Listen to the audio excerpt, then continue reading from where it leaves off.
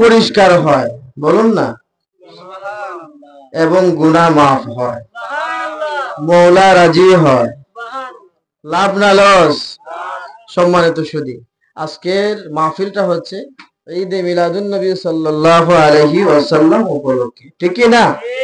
আমার নবীর মিলাদুন নবী সাল্লাল্লাহু আলাইহি ওয়াসাল্লাম সম্পর্কে কিছু আলোচনা না করলে নবীজির হক আদায় হয় না। কথা বলেন ঠিক কিনা? যতই আলোচনা হোক, আজকের আলোচনার মাহফিলের উদ্দেশ্য হচ্ছে রাসূল করিম সাল্লাল্লাহু আলাইহি ওয়াসাল্লামের মিলাদুন নবী। বলুন সুবহানাল্লাহ। আচ্ছা, মিলাদুন নবী শব্দের অর্থ কি? নবীজির জন্ম বৃত্তান্ত। বলুন সুবহানাল্লাহ। আর সিরাতুন নবী মানে হচ্ছে নবীজির কর্ম বৃত্তান্ত। নবীজির জন্ম যদি না হইতো, কর্ম আসতো না। আজকে তো আজকাল এক ধরনের লোকেরা, তারা শুধু সিরাতুন নবী নিয়ে ব্যস্ত। আরে আমার নবীর জন্ম যদি না হইতো, তাহলে সিরাত আসতো কোত্থেকে? সিরাত তো আমরা 365 দিনই পালন করি, ঠিক কিনা? সিরাত কি? টুপি, পাঞ্জাবি, দাড়ি, পাগড়ি যা আছে সবকিছু হচ্ছে সিরাত। বলুন সুবহানাল্লাহ। সবকিছু হচ্ছে সিরাতুন নবী। আর 12ই রবিউল আউয়াল হচ্ছে মিলাদুন নবী। বলেন মারহাবা। আপনারা জুলুস পালন করছেন তো? আমার নবী আজ থেকে প্রায় 1500 বছর আগে 570 খ্রিস্টাব্দে 12ই রবিউল আউয়ালে তশরিফ এনেছিলেন। বলুন আলহামদুলিল্লাহ। আমার নবীর পিতার নাম কি কি ছিল বলুন না? খাজা আব্দুল্লাহ। আমার নবীর পিতার নাম কি? খাজা আব্দুল্লাহ। নবীজির মাতার নাম হচ্ছে আমিনা। খাজা আব্দুল্লাহর বয়স যখন 17 বছর। কত বছর? 17 বছর। আর হযরত আমিনা রাদিয়াল্লাহু তাআলা আনহার বয়স 15 বছর। বলুন সুবহানাল্লাহ। কয় বছর কম? 2 বছর কম। খাজা আব্দুল্লাহ হযরত আমিনা রাদিয়াল্লাহু তাআলা আনহাকে বিবাহের মাধ্যমে দাম্পত্য জীবন শুরু করেছেন। বলুন সুবহানাল্লাহ। হযরত আমিনা রাদিয়াল্লাহু তাআলা আনহাকে নিয়ে দাম্পত্য জীবন শুরু করেছেন বিবাহ শাদীর মাধ্যমে। পিছনের বাইরে কথা বলবেন না প্লিজ, আপনারা সামনের দিকে এগিয়ে বসুন। আমার নবীর আলোচনা চললে আর এদিকে কথা বললে বেয়াদবি হয়। তো আমার নবীর পিতা আব্দুল্লাহ হযরত আমিনা রাদিয়াল্লাহু তাআলা আনহাকে নিয়ে বিবাহ শাদীর মাধ্যমে দাম্পত্য জীবন শুরু করেছেন। কিছুদিন পরেই এলাকার লোকেরা বলে, আব্দুল্লাহ ঠিক আছে, বিবাহ শাদী করে ফেলেছ, তো কিছু তো টাকা পয়সার প্রয়োজন জীবিকা নির্বাহের জন্য। বিবাহ শাদীর পরে কিছু টাকা পয়সার প্রয়োজন হয় কিনা? তো আমরা কি করি? ব্যবসা বাণিজ্য চলে যায়। তো উনাকে পরামর্শ দিলেন উনার এলাকার লোকেরা যে চলো যাই, আমরাও সাথে যাব, মদিনায় চলে যাই ব্যবসায়। বলুন সুবহানাল্লাহ। কোথায় চলে যায়? মদিনায়।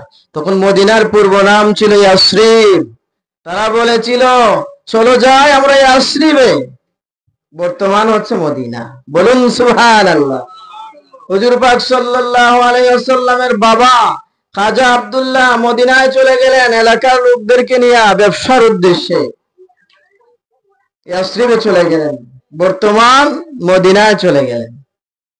ব্যবসার উদ্দেশ্যে চলে যাওয়ার পরে 2 মাস যখন হয়েছে, উনার সাথীরা আবার আসে নানি, 1-2 মাস পরে আবার ফিরত আসে না গ্রামে ব্যবসা বাণিজ্য গেলে। তো ওনার সাথীরা সবাই আসতো বাড়িতে। তো উনিও আসার জন্য ধারণা করছে উনিও আসবেন, কিন্তু ওনার এমন তাপ উঠে গেছে, তাপ কয়ে যারে। বলুন সুবহানাল্লাহ। উনার তৎকালীন সময়ের ইয়াসরিবের আশেপাশের লোকেরা বলে যে তুমি কিছুদিন তাহো, তাই কিছু চিকিৎসা করো, ভালো হইয়া তারপরে তুমি যাইবা, আমরা তোমারে আগুয়াই দিব। বলুন না সুবহানাল্লাহ। তখন ওনার সাথীদের কাছ থেকে উনি সময় নিলেন আর বললেন আপনারা যান। কিন্তু দুঃখের বিষয়, খাজা আব্দুল্লাহ আর মক্কায় ফিরত আসতে পারেন নাই। বলুন সুবহানাল্লাহ। খাজা আব্দুল্লাহ মদিনাতেই তৎকালীন সময়ের ইয়াসরিবে ইন্তেকাল করেন। বলুন ইন্না লিল্লাহি ওয়া ইন্না ইলাইহি রাজিউন। তো আমার নবীর বয়স 2 মাস। আমিনার গর্ভে কত মাস বয়সে? 2 মাস। 2 মাস বয়সে ওনার বাবা কি হয়ে গেলেন? দুনিয়া থেকে বিদায় হয়ে গেলেন। বলুন না সুবহানাল্লাহ। হযরত আমিনা রাদিয়াল্লাহু তাআলা আনহা বলে, আমার সন্তান যখন আমার পেটের মধ্যে আসছে তখন আমার হায়াজ বন্ধ হয়েছে। বলুন না সুবহানাল্লাহ।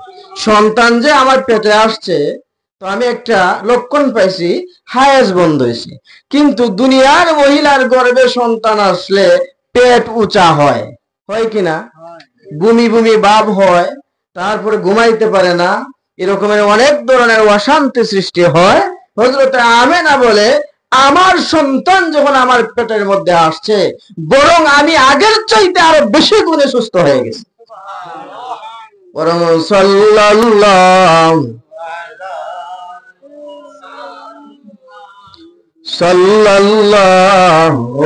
আলাইহি সাল্লাল্লাহু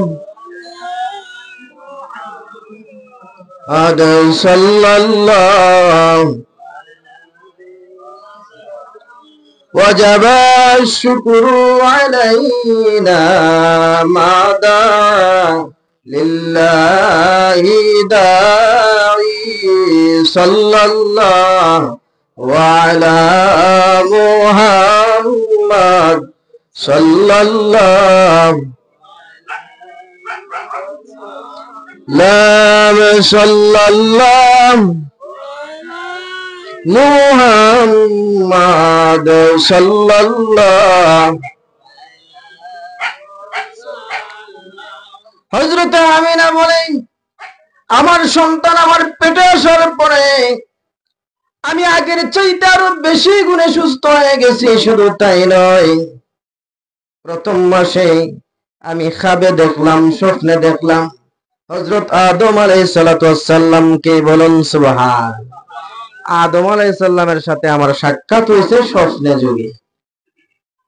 আমরা আদি পিতার নাম কি? হযরত আদম আলাইহিস সালাম।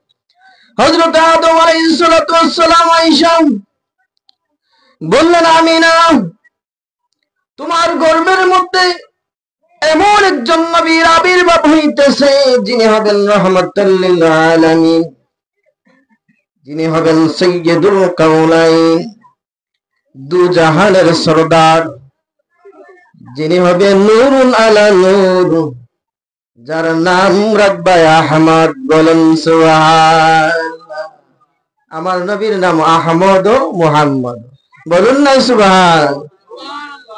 হযরত আদম আলাইহিস সালাম বলেন, ওগো আমিনা, তোমাকে বললাম তোমার পেটের মধ্যে সমস্ত নবীগণের নবী এমন একজন নবী তাশরীফ আনতেছেন।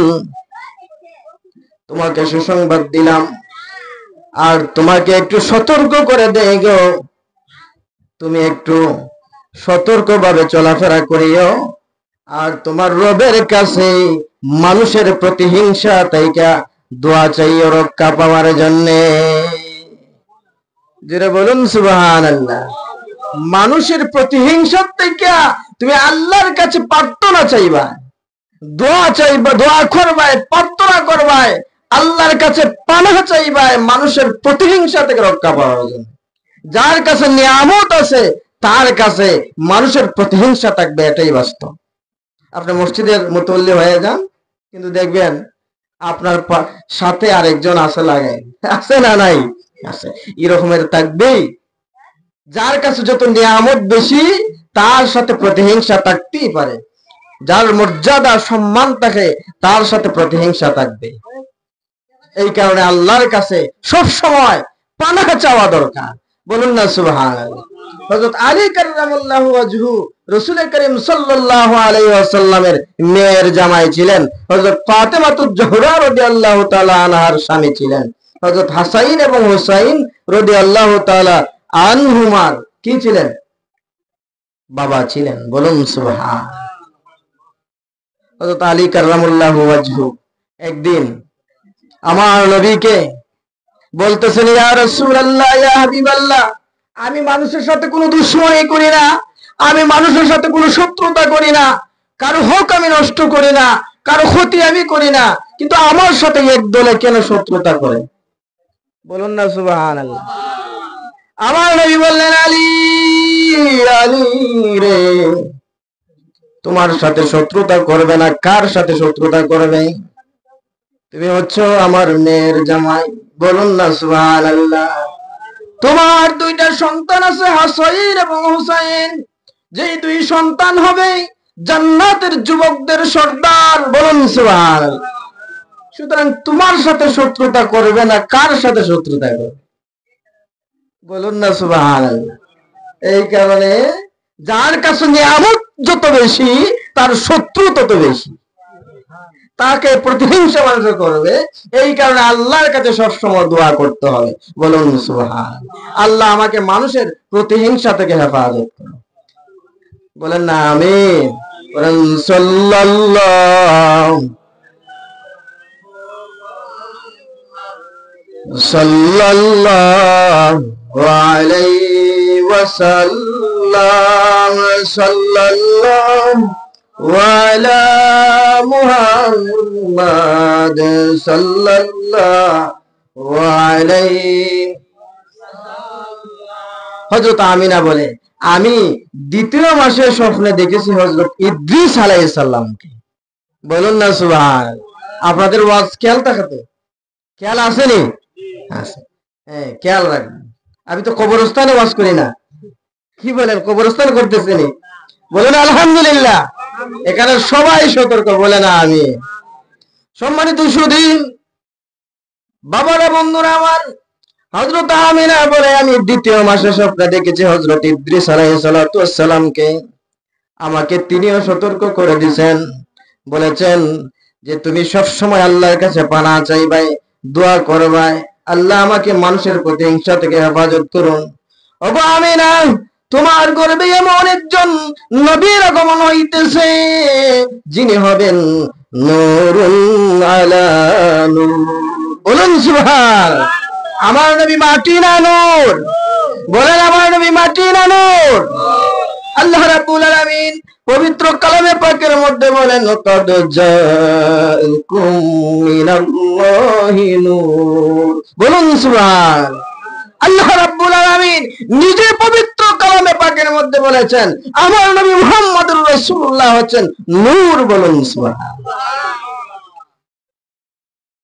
সম্মানিত সুধী, হযরত আমিনা বলে, আমি তৃতীয় মানুষের স্বপ্নে দেখেছি হযরত নূহ আলাইহিস সালামকে। তিনি আমার সন্তান সম্পর্কে সুসংবাদ দিয়েছেন। 4 নম্বর মাসে আমি স্বপ্নে দেখেছি হযরত ইব্রাহিম আলাইহিস সালামকে। বলুন সুবহানাল্লাহ। উনি আমার পুত্র সন্তানের, আমার সন্তানের সুসংবাদ দিয়েছিলেন। 5 নম্বর মাসে আমি স্বপ্নে দেখেছি হযরত ইসমাঈল আলাইহিস সালামকে। তিনি আমার পুত্র সন্তানের সুসংবাদ দিয়েছেন। বলুন সুবহানাল্লাহ।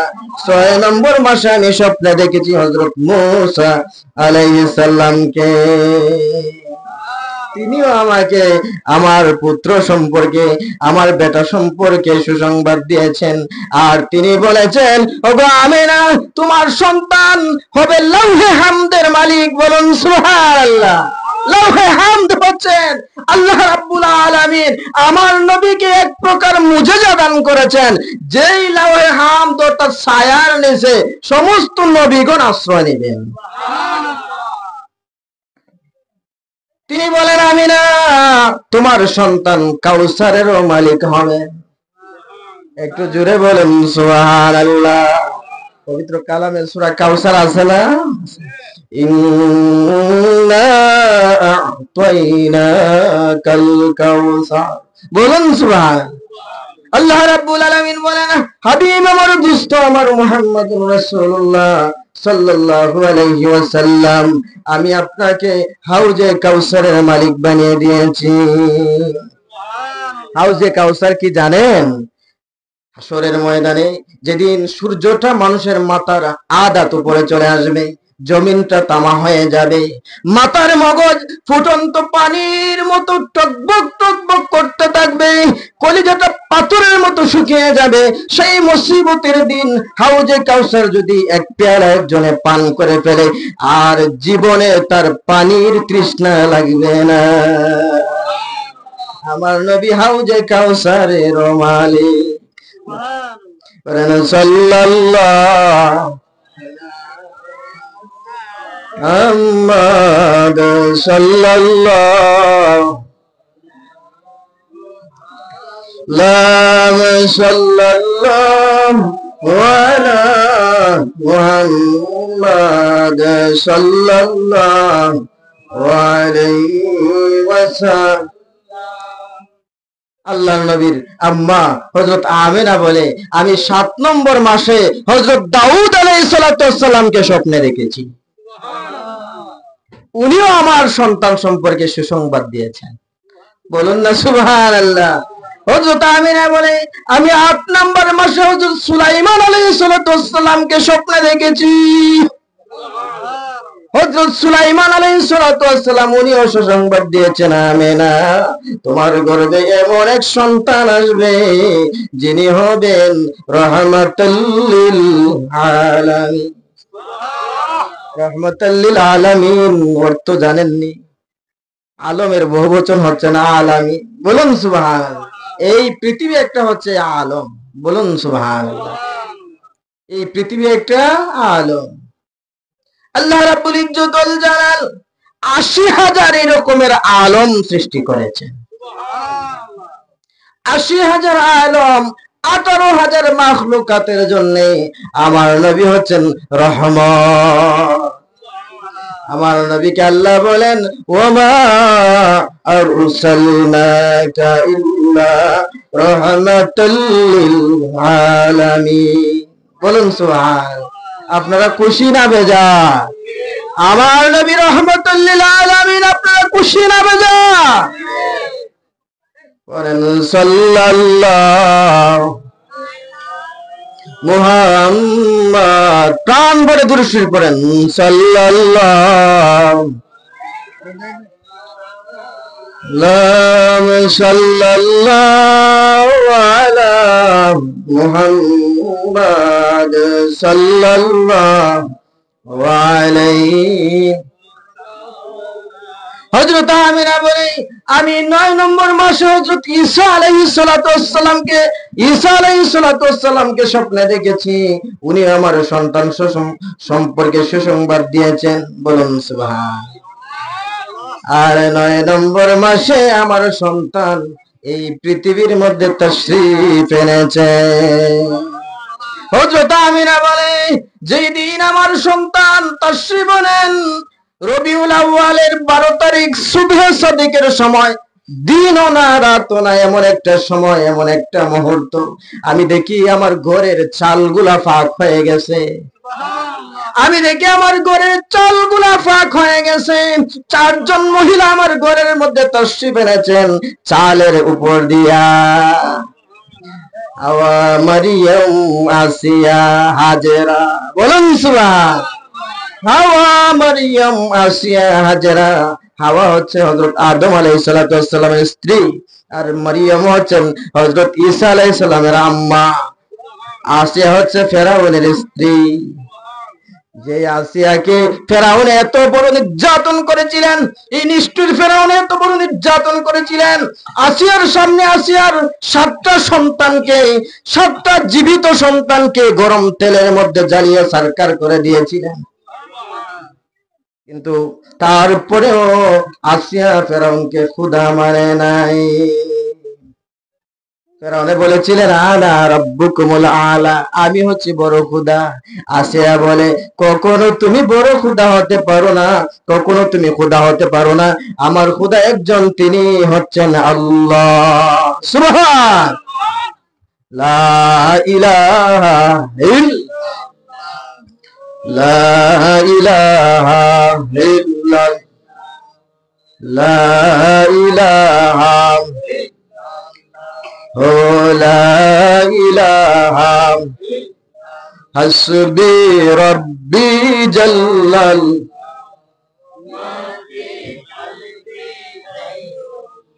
নূর মুহাম্মদ জোরে নূর মুহাম্মদ লা ইলাহা লা ইলাহা আল্লাহ বহু দূরে মদিনা আমরা কেমনে মদিনাতে যাইতে চাননি একটু মায়া করে পড়েন বহু দূরে আমরা কেমনে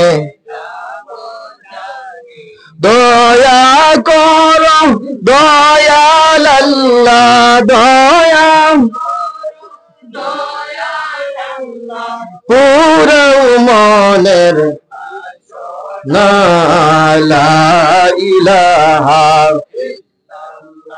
ও লা ইলাহা ফেরাউন বলে আসিয়া রে মুসার কালিমা দাও না ছেড়ে বলেন না নাউজুবিল্লাহ তখনকার সময়ের নবী কে ছিলেন হযরত মুসা কালিমুল্লাহ বলুন সুবহানাল্লাহ কালিমা ছিল লা ইলাহা ইল্লাল্লাহ মুসা কালিমুল্লাহ ফেরাউনে নির্যাতন করেছিল আর বলেছিল ও আসিয়া তুমি আমাকে খোদা মানো মুসার কালিমা ছেড়ে দাও বলেন নাউজুবিল্লাহ ফেরাউনে বলে আসিয়া রে মুসার কালিমা দাও না ছেড়ে আসিয়ায় বলে জীবন দিব আসিয়ায় বলে তবু মুসার কালিমা নাহি ছাড়ব লা ইলাহা ও লা ইলাহা লা ইলাহা ইল্লাল্লাহ মুহাম্মাদুর রাসূলুল্লাহ সাল্লাল্লাহু হাওয়া মরিয়ম আসিয়া আর হাজেরা হাজেরা হচ্ছে হযরত ইব্রাহিম আলাইহিস সালাতু ওয়াস সালামের স্ত্রী বলুন সুবহানাল্লাহ এই চারজন মহিলা হযরত আমিনা বলে আমি দেখি 12 তারিখ রবিউল আউয়াল 570 খ্রিস্টাব্দে সুবহে সাদিকের সময় আমার ঘরের চাল ফাঁকা হইয়া তারা আমার ঘরের মধ্যে তাশরীফ এনেছিলেন হযরত আব্দুর রহমান ইবনে আউফ রাদিয়াল্লাহু তাআলা আনহুর মা ছিলেন হযরত শিফা বিনতে আসওয়াদ বলুন সুবহানাল্লাহ চারজন মহিলাকে আল্লাহ রাব্বুল আলামিন জান্নাত থেকে পাঠিয়েছেন আমার নবীর মায়ের খিদমত করার জন্য আর এই দিকে হযরত আব্দুর রহমান ইবনে আউফ রাদিয়াল্লাহু তাআলা আনহুর মা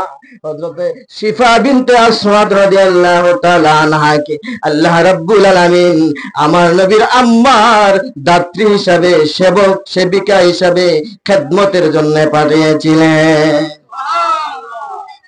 হযরত শিফা বিনতে আসওয়াদ রাদিয়াল্লাহু তাআলা আনহা বলে আমি আল্লাহর কসম করে বলি জীবনে বহু মহিলার প্রসবের সময় আমি গিয়া খিদমত করেছি কিন্তু কখনো এই রকমের আশ্চর্যজনক ঘটনা আমি দেখি নাই কি আশ্চর্যজনক ঘটনা হযরত শিফা বিনতে আসওয়াদ বলে আমি দেখি অন্যান্য মহিলারা যখন সন্তান প্রসব করে রক্তের একটা দুর্গন্ধ থাকে না কিন্তু আমি দেখি আল্লাহর কসম করে বলি আমি দেখি আমিনার গর্ভ থেকে যখন বাচ্চা প্রসব হয়েছে এই বাচ্চার সুগ্রানে মেশক আম্বরের গানে গোটা পৃথিবী মুগ্ধ হয়ে গেছে আল্লাহু আকবার সেই নবীর উম্মত হইতে আমরা খুশি না বেজার সম্মানিত সুধী বাবার আমার ভাইয়ের আমার হযরত শিফা বিনতে আসওয়াদ বলে শুধু তাই না আমি দেখি মুহাম্মদুর রাসূলুল্লাহ এই সন্তান যখন পড়েন সাল্লাল্লাহু আলাইহি ওয়াসাল্লাম এই সন্তান যখন জমিনের মধ্যে তাশরীফ এনেছিলেন এই সন্তানের নূরে শাম এবং সিরিয়ার রাজার চেয়ারগুলা পর্যন্ত দেখছি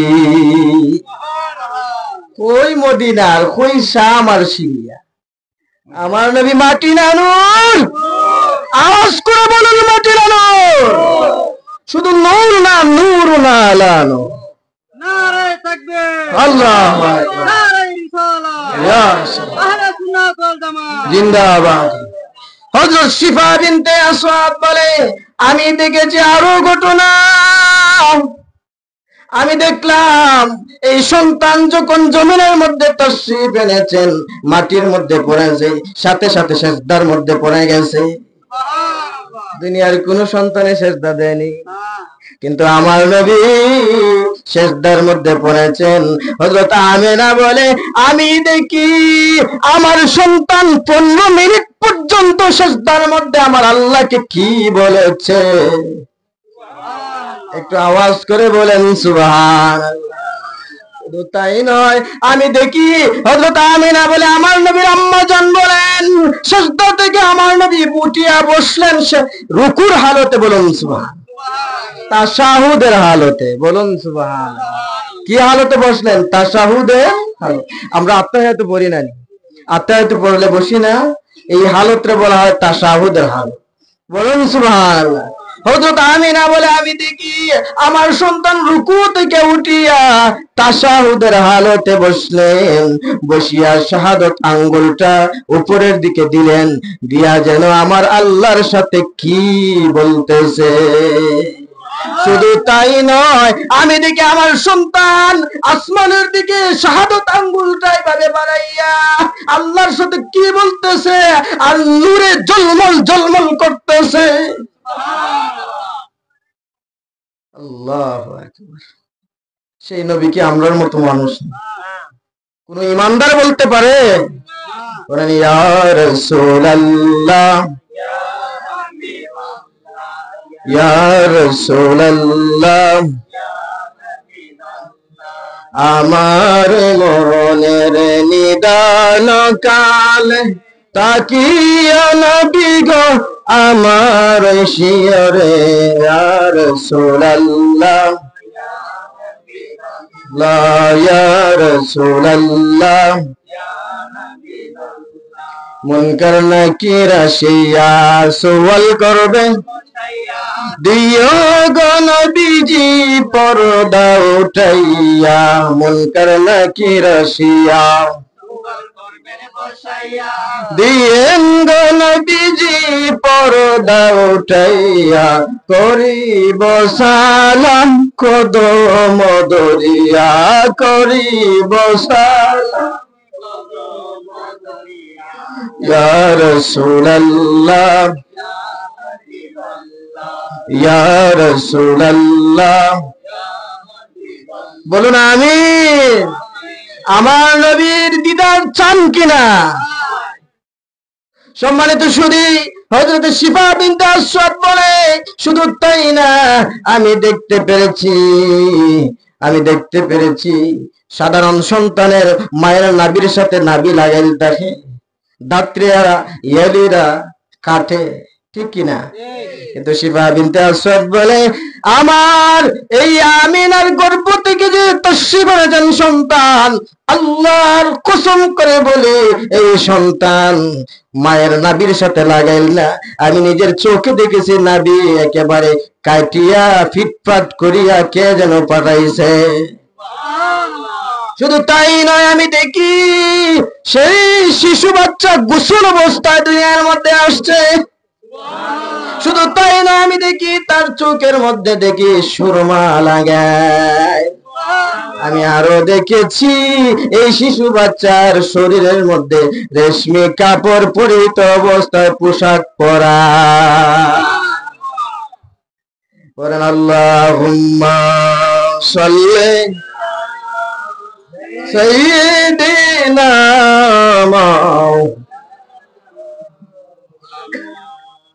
ওয়া আলা আলি সাইয়্যিদিনা।